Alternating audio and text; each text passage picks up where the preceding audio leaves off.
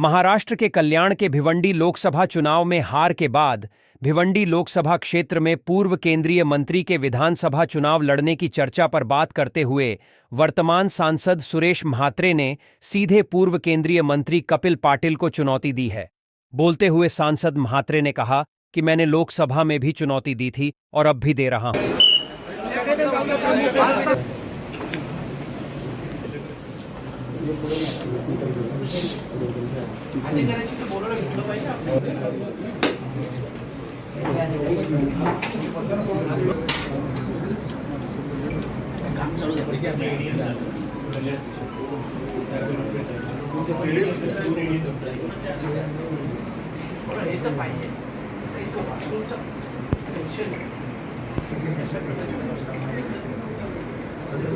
मोदी साहेबांचं सलून टाकायला मोदी साहेब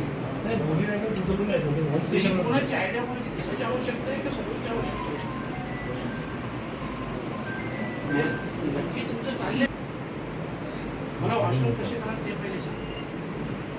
सध्या तर आपल्याकडे 6 नंबर 4-5 नंबरला वॉशरूमला पण आहे आणि 6 समजा मला मी तिकीट न काढता वॉशरूमला यायचंय, मला प्लॅटफॉर्मला तिकीट काढतोय मी.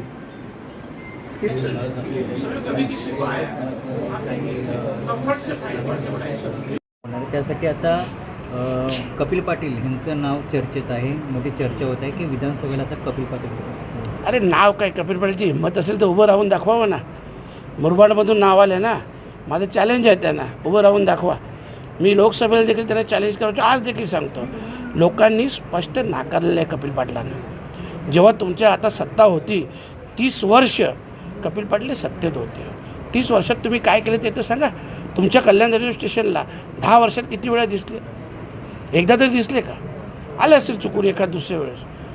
हे तुम्ही जेव्हा होते तेव्हा ना. आणि ठीक आहे हो, आता मुरबाड काय कल्याण पश्चिम काय, त्यांनी उभं राहावंच ना. माझं त्यांना आव्हान आहे, तुम्ही उभं राहून दाखवा. पुन्हा तुम्हाला ही जनता आहे ना, ती 4 मुंड्या चिटकवून टाकेल.